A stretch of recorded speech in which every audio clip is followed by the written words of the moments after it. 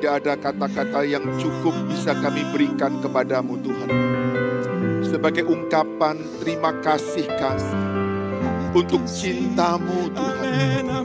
Kasih-Mu Tuhan yang melebihi apapun dalam hidup kami. Tidak ada kata-kata yang cukup untuk menggambarkan betapa Engkau mengasihi kami. Betapa Engkau sayang kepada kami. Sehingga hari ini kami boleh kembali mengalami hadirat Tuhan. Kami boleh mengalami persekutuan yang erat dengan Tuhan. Dan lebih-lebih lagi kami boleh bersama-sama masuk dalam perjamuan yang kudus. Kami boleh bersatu dengan tubuh dan darah-Mu. Semua karena cinta-Mu kepada kami Tuhan. Ingatkan kami selalu, bawa kami untuk masuk lebih dalam. Masuk lebih dalam di dalam kasih-Mu. Sehingga apapun yang terjadi di sekitar kami tidak pernah menggoyahkan kami. Tidak pernah menggoncangkan kami. Kami tetap kuat di dalam kasih-Mu ya Tuhan. Dan tidak ada yang bisa memisahkan kami dari kasih-Mu. Karena kasih-Mu kekal. Kasih-Mu dahsyat. Kasih-Mu luar biasa buat kami. Hari ini penuhkan kami kembali dengan kasih-Mu. Setiap bencana hati kami Tuhan, penuhkan dengan kasih-Mu. Yang sudah mulai berkurang, yang sudah mulai habis, yang sudah mulai kering, penuhkan kembali. Sehingga kami memiliki energi kekuatan. Karena kami percaya kasih itu kekuatan. Dan ketika kami penuh dengan kasih, kami mampu menjalani hari-hari kami. 1 minggu lagi ke depan dengan kasih yang daripada-Mu. Terima kasih Bapa di sorga. Sekarang berbicara kepada setiap kami. Kami perlu firman-Mu. Sampaikan apa yang Kau mau. Supaya kami benar-benar diingatkan, disadarkan. Dan kami ditenggelamkan kembali dalam kasih-Mu. Terima kasih Bapa di sorga. Kami buka hati dan pikiran kami. Berbicara kepada setiap kami. Dalam nama Tuhan Yesus kami berdoa. Kami bersyukur. Sama-sama kita katakan, amin.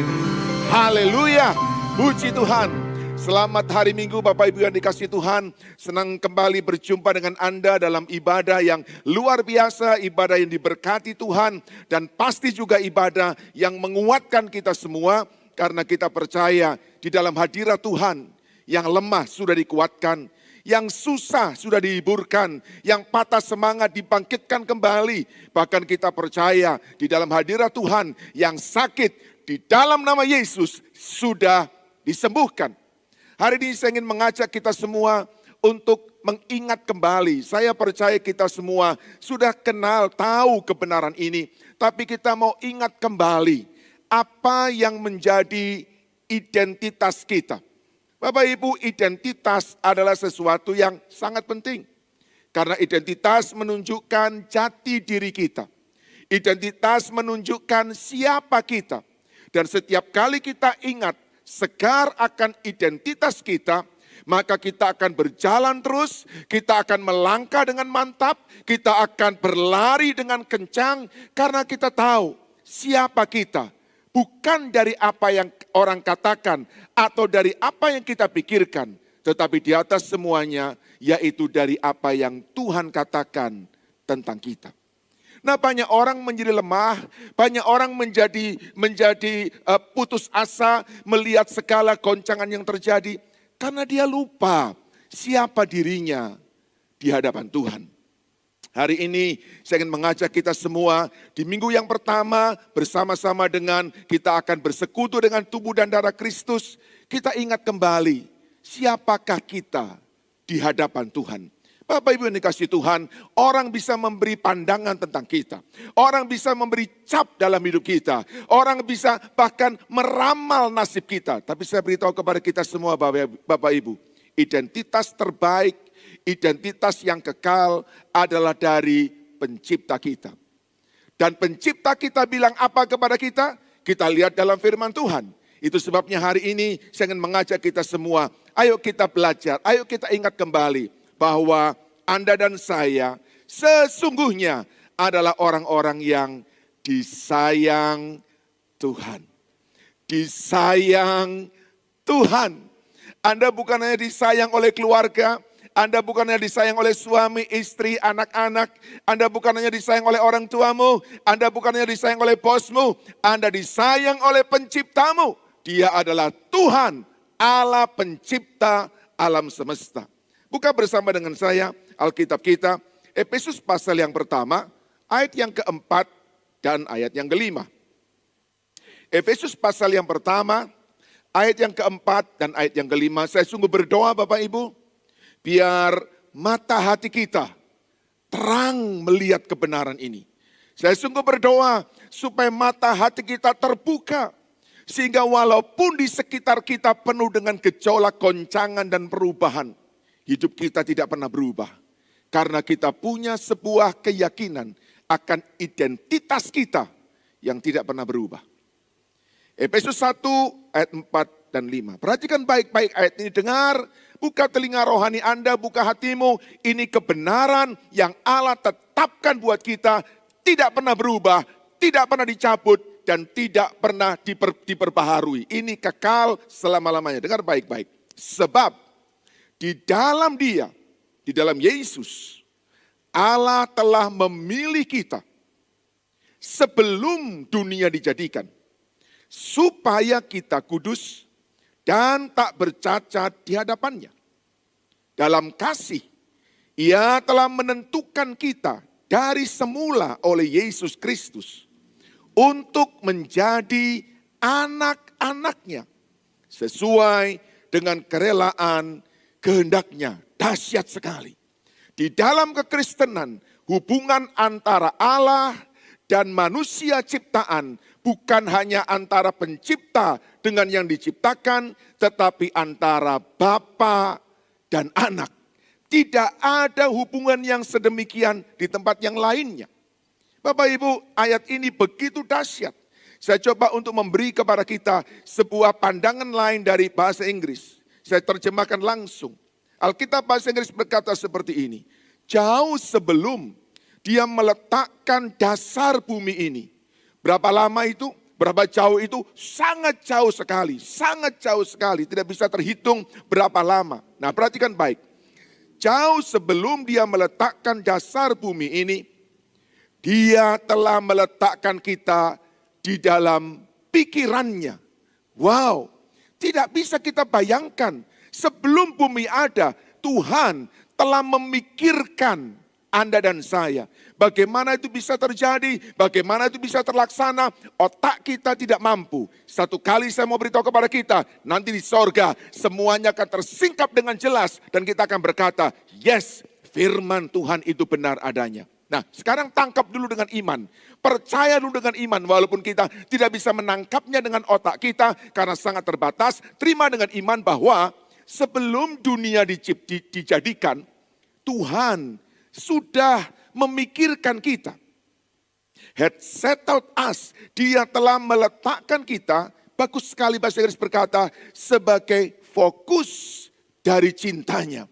Dia memikirkan kita dan Dia meletakkan kita sebagai fokus dari cintanya. Untuk apa saudara? Supaya membuat kita whole and holy. Untuk membuat kita utuh dan kudus. Bahasa Indonesia bilang untuk membuat kita kudus dan tak bercela. Tetapi dikatakan baik-baik, dengar baik-baik, made whole and holy by His love. Saudara-saudara, kita mengerti bahwa dalam zaman perjanjian lama, Tuhan membuat umatnya menjadi kudus dengan cara memberi hukum, dengan cara memberikan punishment and reward. Tetapi dalam zaman perjanjian baru, Allah membawa kita tetap untuk menjadi kudus dan tak bercela, tetapi melalui kasih-Nya. By His love. Lalu lanjutkan dikatakan bahwa jauh sebelumnya Dia telah memutuskan untuk mengadopsi kita, mengangkat kita, masuk dalam keluarganya. Wow, luar biasa. Melalui Yesus, kita adalah keluarga Allah. Kita bukan hanya ciptaan Allah, tapi kita adalah keluarga Allah. Dan diberikan catatan di sana indah sekali. Betapa Dia sangat senang, betapa Dia menikmati rencananya untuk Anda dan saya. Wow, Bapak Ibu, saya sungguh berdoa supaya mata hati kita terbuka, supaya mata hati kita terang, supaya kita menangkap betapa hidup di dalam Yesus benar-benar hidup yang luar biasa indahnya. Tidak peduli apa yang terjadi di sekitar kita, karena yang di sekitar kita akan segera berubah. Yang baik bisa menjadi buruk, yang buruk bisa menjadi lebih buruk, yang buruk bisa menjadi lebih baik, semua berubah. Tetapi walaupun di sekitar kita berubah, ketika kita sadar siapa kita di hadapan Tuhan, kita akan tetap tegak berdiri. Karena identitas itu tidak pernah berubah.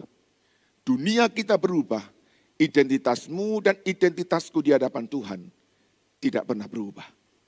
Jadi Bapak Ibu, ayat ini memberitahu kepada kita sebuah pewahyuan yang sangat kuat. Bahwa untuk apa Tuhan ciptakan kita? Untuk apa Tuhan ciptakan Anda dan saya? Untuk memenuhi bumi? Untuk hidup di bumi? Untuk menjalani satu masa-masa di bumi, bahkan di dalamnya penuh dengan penderitaan, penuh dengan masalah, penuh dengan segala krisis, pandemi dan sebagainya. Dengar baik-baik ini Bapak Ibu. Tujuan pertama kali Allah menciptakan Anda dan saya adalah untuk mengasihi Anda dan mengasihi saya. Dia bukan membuat manusia hanya untuk memenuhi bumi. Dia bukan hanya membuat manusia untuk menguasai bumi. Oh ya, Dia beri mandat itu. Tapi di dalam semua yang Dia berikan itu, Dia berikan karena cintanya Dia kepada saya, kepada Anda. Bapak Ibu yang dikasihi Tuhan, ini adalah sebuah kebenaran yang harus kita tangkap dengan sungguh-sungguh. Karena banyak orang mulai lelah dengan apa yang terjadi di sekitarnya. Banyak orang mulai putus asa ketika melihat apa yang di sekitarnya tidak pernah berubah. Tapi hari ini saya ingin mengajak kita semua, ayo lihat dengan mata rohani, ayo lihat dengan mata hati bahwa engkau dan saya diciptakan Tuhan hanya untuk dicintai oleh Dia, dikasihi oleh Dia. Dan ini harus kita terima dengan iman. Hari ini mungkin kita punya banyak pertanyaan. Mana buktinya Tuhan mencintai saya? Kalau Tuhan mencintai saya maka bla bla bla bla. Kita akan memberikan sederet bukti-bukti yang kita minta dari Tuhan. Bapak Ibu, saya mau beritahu kepada kita semua. Saya setuju. Mungkin apa yang Anda berikan sebagai argumentasi adalah sesuatu yang memang terjadi. Tapi dengar baik-baik Bapak Ibu, sebagai hamba Tuhan, sebagai orang percaya, saya mau katakan kepada Anda, satu kali nanti, ketika kita bertemu dengan Dia di dalam kemuliaan di sorga, semua akan terbuka lebar. Dan waktu itu, dengar baik, Anda akan berkata, benar Tuhan, ternyata Engkau memang mengasihiku. Hari ini kita bertanya, hari ini kita ragu-ragu, hari ini kita bimbang. Ya, kenapa? Karena memang dunia kita mempengaruhi kita begitu rupa. Tapi satu hari nanti, ketika semuanya lewat dan selesai, kita akan bilang, benar Tuhan, firman-Mu itu ya dan amin. Engkau memang benar mengasihiku. Hari ini terima dengan iman, bahwa tujuan pertama Allah menciptakan saya adalah mengasihi saya. Yudas 1 ayat 1 mengatakan apa Bapak Ibu? Yudas 1 ayat 1 berkata, dari Yudas, hamba Yesus Kristus dan saudara Yakobus, kepada mereka yang terpanggil, yang dikasihi dalam Allah Bapa, dan yang dipelihara untuk Yesus Kristus. ada beberapa sebutan, predikat kepada siapa Yudas menulis surat ini. Saya percaya dia menulis surat itu kepada anak-anak Tuhan. Anak-anak Tuhan yang bagaimana yang kepadanya Yudas menuliskan surat yang indah ini. Anak-anak Tuhan yang dipanggil, yang dikasihi, dan yang dipelihara. Itu sebabnya saya ingin berkata kepada kita semua, mari yakini Bapak Ibu, Anda adalah anak-anak Tuhan, saya adalah anak-anak Tuhan. Saya dipanggil untuk menjadi anaknya, untuk menerima anugerah keselamatan. Saya dikasihi dengan kasih yang kekal, dan saya dipelihara oleh Tuhan.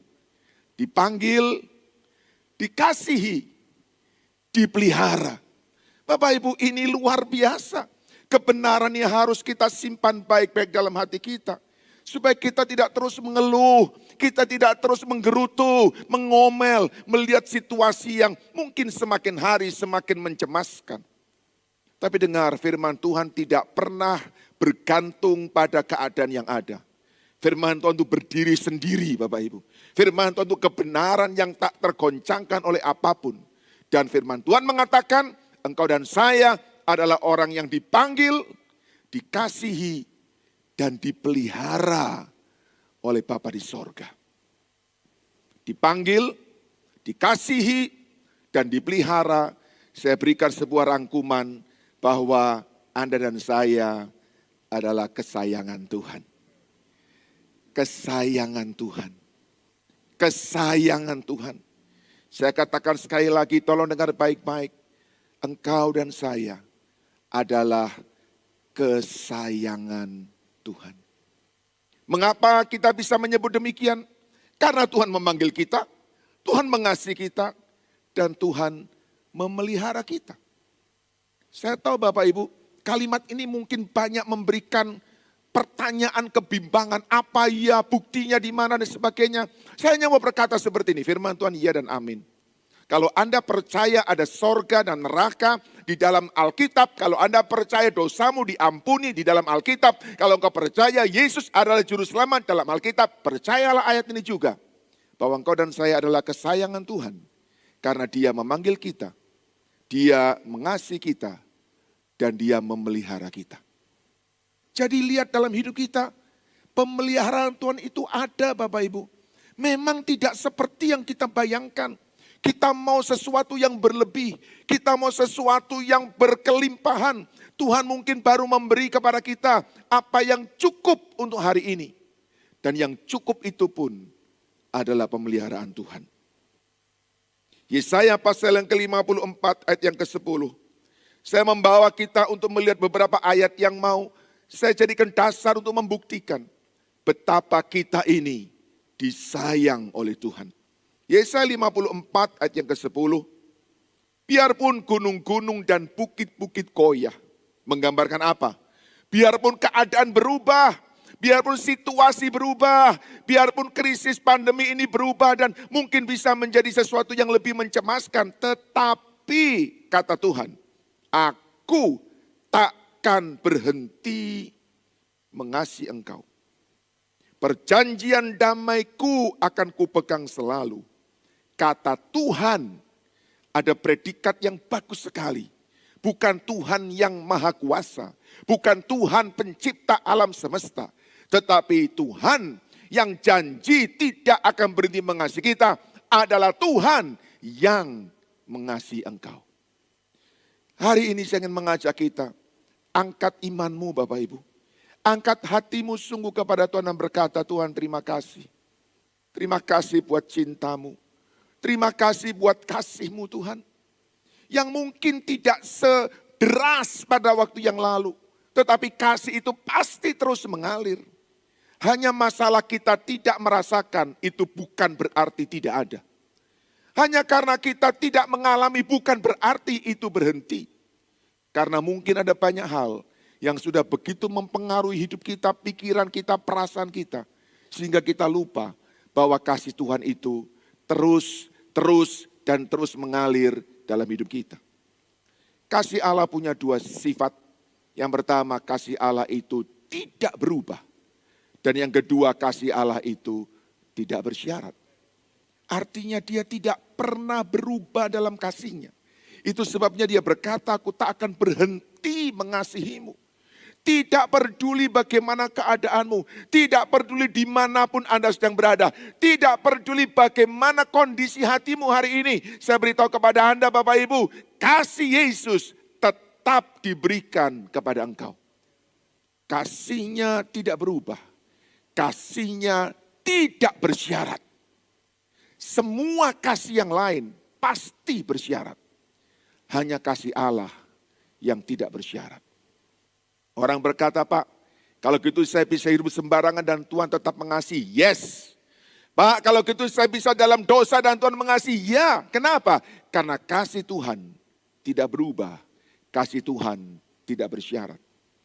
Dan ketika engkau sadar bahwa Tuhan mengasihimu, di dalam dosamu, Dia akan menarik engkau keluar dan Dia akan pulihkan hidupmu.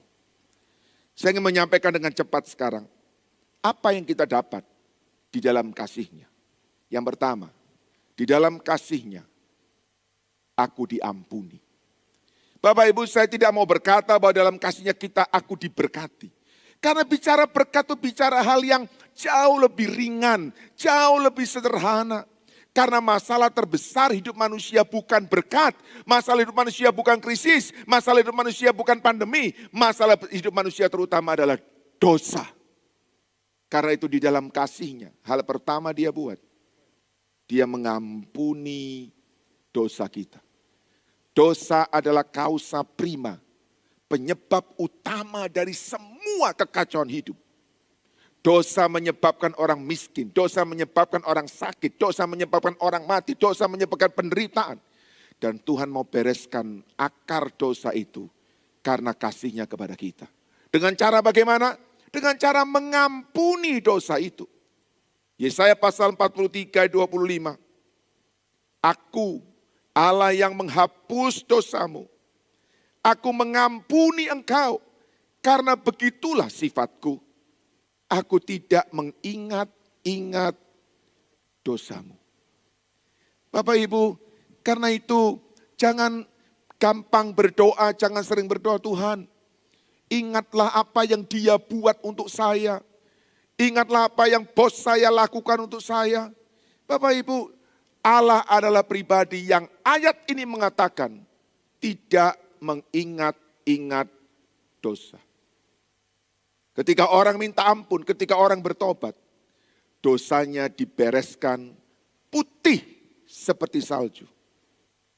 Ibrani pasal 8 ayat yang ke-12. Ini adalah sebuah jaminan yang Tuhan berikan kepada kita anak-anaknya. Aku akan mengampuni kesalahan-kesalahan mereka. Dan tidak mengingat lagi dosa-dosa mereka. Saudara, kalau Tuhan bilang, aku tidak mengingat-ingat lagi dosamu. Jangan engkau yang mengingat-ingat dosamu. Dan iblis akan selalu ingatkan Anda akan dosamu. Karena memang dia pendakwa. Hari ini saya mau beritahu kepada kita semua. Kalau dia mulai menggoda engkau dengan membongkar masa lalumu. Ketika iblis mulai menuduh engkau dengan perbuatan-perbuatan pada masa lalumu. Katakan di dalam nama Yesus, dosaku sudah diampuni. Dan Allah tidak mengingat-ingatnya lagi. Jangan kita mau tenggelam ikut cara bermain daripada iblis. Yesus berkata, aku mengampuni engkau. Baik yang lalu, sekarang, dan yang akan datang. Dan aku tidak pernah lagi mengingat-ingat dosamu. Yang kedua, saudara. Apa yang kita dapatkan di dalam kasih-Nya? Bukan hanya kita diampuni. Setelah kita diampuni, yang kedua adalah kita dihargai. Aku dihargai. Dia bukan hanya mengampuni kita dan berkata, oke, kamu duduk di sana, sudah untung ya kamu tidak dihukum, sudah bersyukur ya kamu tidak masuk neraka, jadi duduklah di sana, jalin hidupmu. Tidak. Di dalam kasih-Nya Dia mengampuni kita, dalam kasih-Nya Dia menghargai kita. Kita yang kotor, hina, najis, gelap, hitam, dipulihkan oleh Tuhan. Yesaya 43 ayat yang keempat. Oleh karena engkau berharga di mataku dan mulia, dan aku ini mengasihi engkau, maka kau memberikan manusia sebagai gantimu dan bangsa-bangsa sebagai ganti nyawamu. Siapa ini? Engkau ini siapa? Bangsa Israel. Hari ini siapa? Kita anak-anaknya. Emang kita layak dicintai Tuhan? Emang kita layak untuk menerima penghargaan dari Tuhan? Tidak, Bapak Ibu. Semua itu kita bisa terima karena Dia mengasihi kita. Kalau karena kita sendiri, tidak ada yang bisa kita banggakan. Apa sih yang kita bisa persembahkan kepada Tuhan sebagai sebuah jasa kita kepada Dia? Bahkan Alkitab berkata, kesalehanmu itu seperti kain lara, kain kotor, kain tua. Kesalehan kita. Kenapa kita bisa menjadi pribadi yang berharga? Karena Dia mengasihi kita. Bapak Ibu, kalau kita melihat barang, benda, bagaimana kita bisa menentukan harga dari barang itu? Ada dua hal Bapak Ibu. Yang pertama, yang menentukan harga dari sebuah barang adalah pembuatnya. Pembuatnya terserah mau memberikan harga berapa untuk barang yang dia buat. Ya, jadi hak penuh dari pembuatnya. Mahal, murah, hak penuh, tidak boleh ada orang protes. Kenapa harganya seperti ini? Ya karena pembuatnya punya hak untuk menentukan harga. Tapi enggak cukup Bapak Ibu, sebab kalau hanya pembuatnya saja, maka itu hanya keputusan sepihak. Untuk sebuah harga dari sebuah barang itu menjadi sebuah kesepakatan bersama, maka bukan hanya pembuatnya yang memberi harga, tapi yang kedua penting yaitu berapa besar orang mau membayarnya. Kalau pembuatnya itu mengatakan harga kursi ini 100.000 dan kemudian tidak ada orang yang mau beli 100.000, orang-orang hanya mau membeli harga 25.000, maka sesungguhnya harga kursi itu adalah 25.000. Walaupun pembuatnya mengatakan harga kursi ini 100.000, nggak ada orang mau beli. Tetapi kalau ada orang yang memiliki, katakan aja sebuah karya seni yang begitu indah, dan dia bilang, oke, saya jual ini 100 juta. Tapi kemudian ada orang datang berkata, Pak, berapa harga karya ini? 100 juta. Pak, saya bayar harga karya ini 1 miliar. Karena begitu indah. Maka berapa harga karya itu? 1 miliar Bapak Ibu. Jadi perlu kesepakatan kedua belah pihak. Pembuatnya memberi harga, tetapi berapa besar orang mau membayarnya. Bapak Ibu, saya menemukan lukisan-lukisan yang termahal di dunia.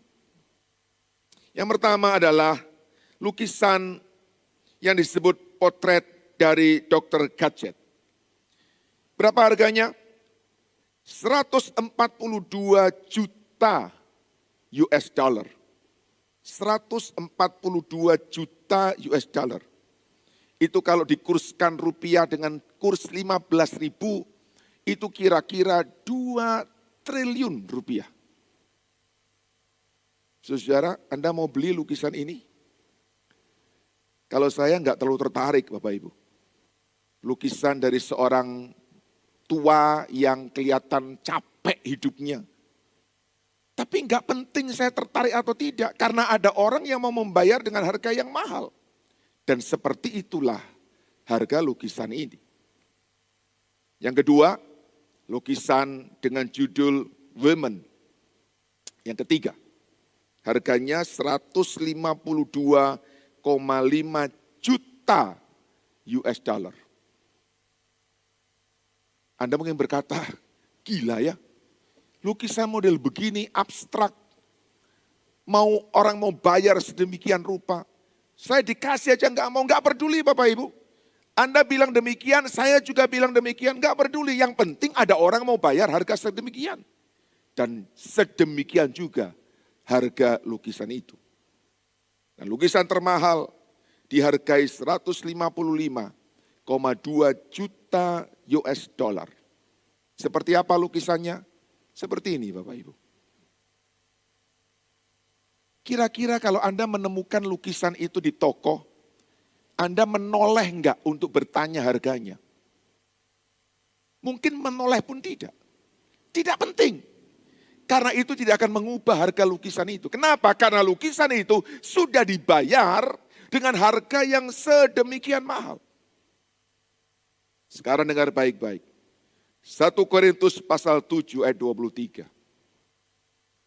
Kamu telah dibeli dan harganya telah lunas dibayar. God paid a high price for you. Enggak peduli orang ngomong apa tentang Anda. Enggak peduli dunia memberi cap apa kepada Anda. Enggak peduli bosmu kasih predikat apa kepada Anda. Enggak peduli sekolah kasih prestasi apa kepada Anda. Tapi ada satu pribadi yang mau membayar hidupmu dengan harga yang sangat mahal. Yaitu Yesus Kristus Tuhan kita. Berapa mahal dia bayar? Dia bayar seharga darahnya, hidupnya, semuanya. Alkitab berkata dia tinggalkan sorga dengan kemuliaannya. Dia mengambil rupa sebagai manusia, bahkan sebagai hamba. Mati di atas kayu salib untuk menebus engkau dan saya. Untuk membayar engkau dan saya. Sehingga saya mau bilang pada kita semua, jangan terlalu peduli orang ngomong apa tentang kita. Pedulikan hanya satu. Apa kata Alkitab, apa kata pencipta kita tentang kita. Engkau dan saya disayang oleh Tuhan. Engkau dan saya dihargai oleh Tuhan. Yang ketiga, di dalam kasih-Nya, Dia bukan hanya mengampuni, Dia bukan hanya menghargai kita, tapi di dalam kasih-Nya, Dia juga memberi kemampuan. Di dalam kasih-Nya aku dimampukan oleh Tuhan. Karena Dia sangat mengasihi kita. Dia tidak mau kita berhenti. Karena Dia sangat mengasihi kita. Dia tidak mau kita menyerah. Karena Dia sangat mengasihi kita. Dia tidak mau kita tenggelam, putus asa dan menyerah. Di dalam kasih-Nya Dia memberi kepada kita kekuatan. Filipi pasal yang keempat ayat 13. Ayat ini menjadi kesukaan dari banyak orang. Ayat ini menjadi ayat yang sangat populer Bapak Ibu. Tapi mari saya mau ajak kita semua, jangan hanya Anda kenal ayat ini sebagai ayat populer. Tapi biar ayat ini masuk dalam hatimu. Dan menjadi sebuah energi yang tak pernah berhenti mengalir. Karena ayat ini berkata, segala perkara dapat kutanggung di dalam Dia yang memberi kekuatan kepadaku. Sama-sama Bapak Ibu di rumah katakan ayat ini. 2, 3. Segala perkara dapat kutanggung di dalam Dia yang memberi kekuatan kepadaku. Segala perkara. Mengapa Dia mau beri Anda kekuatan? Mengapa Dia mau beri Anda kemampuan? Apakah karena memang Anda adalah orang-orang yang begitu hebat dan begitu bertalenta, begitu berprestasi? Bukan. Kenapa Dia beri Anda kekuatan? Kenapa Dia beri Anda kemampuan? Hanya satu alasannya. Karena Dia sayang Anda. Dia cinta Anda. Dia tidak mau Anda berhenti. Dia tidak mau Anda kibarkan bendera putih. Dia tidak mau Anda berkata, ya sudahlah apa yang terjadi, terjadilah. Dia hanya mau bilang, nak, aku beri kepadamu kekuatan. Supaya engkau bisa terus maju. Terus maju. Terus maju. Sampai semua rencana digenapi dalam hidupmu. Christ gives me the strength to face anything. Kristus memberi kepadaku kekuatan untuk aku menghadapi apapun juga. Bukan kita hebat, bukan kita mampu, bukan kita punya prestasi, tetapi karena Kristus yang memberi kekuatan kepada kita. Di dalam kasih-Nya, aku dimampukan. 3 hal saya bagi buat Anda hari ini. Di dalam kasih-Nya, aku diampuni. Jangan lagi mau dibawa oleh iblis kepada masa lalu. Masa lalu sudah berakhir. Kemarin selesai kemarin, Bapak Ibu. Jangan mau dibawa kembali oleh iblis. Katakan dalam nama Yesus, darah Yesus mengampuni aku sekali untuk selamanya. Yang kedua, di dalam kasih-Nya Aku dihargai, hidupmu berharga.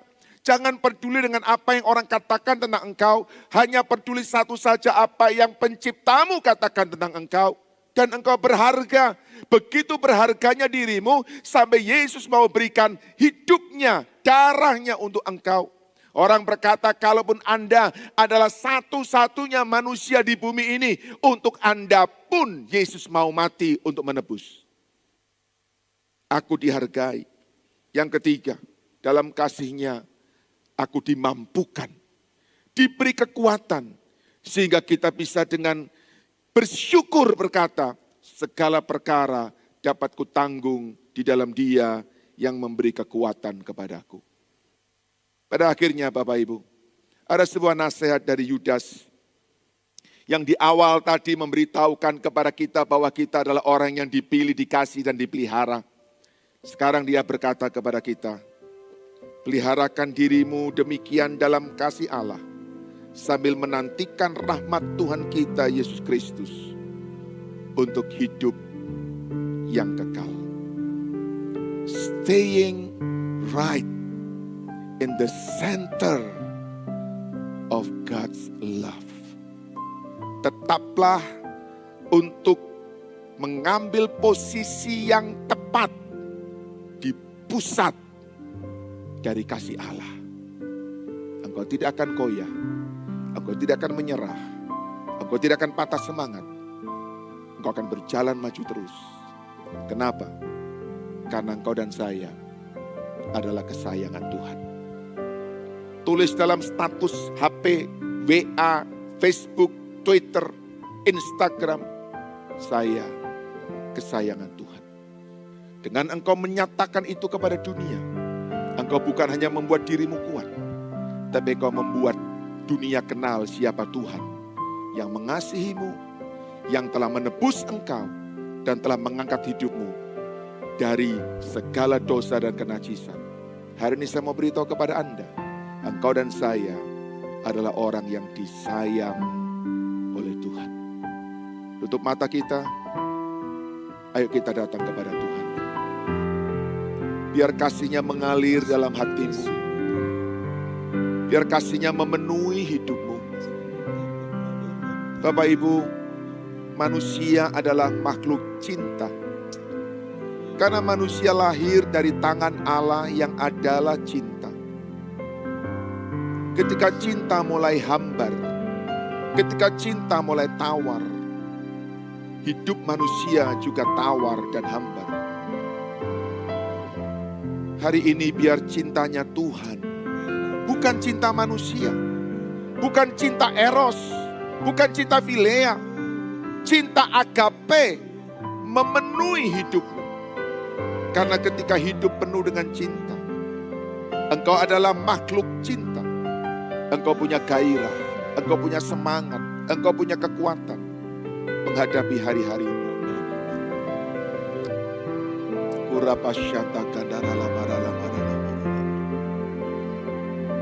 Satu dua kali kita nyanyikan refrennya. Kasih-Mu Tuhan lebih dari mentari, kasih-Mu Tuhan lebih dari samudera. Mari sama-sama buka tangan kita, katakan bersama. Kasih-Mu lebih dari mentari yang tak pernah berhenti, memancarkan sinarnya. Cinta-Mu lebih dari samudera. Yes, Lord. Tenggelamku di dalam kesetiaan-Mu Tuhan. Lagi kasih-Mu lebih dari mentari yang tak pernah berhenti, memancarkan sinarnya. Oh, cinta-Mu lebih dari samudera, tenggelamku di dalam kesetiaan-Mu Tuhan.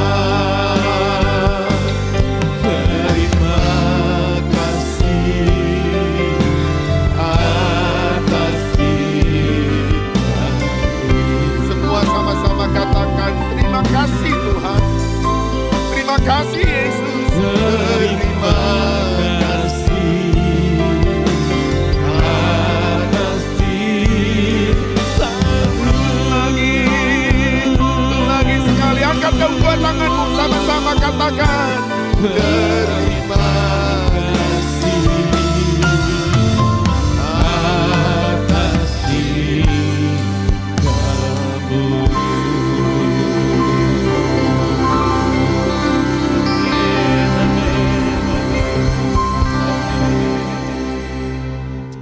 Terima kasih Tuhan.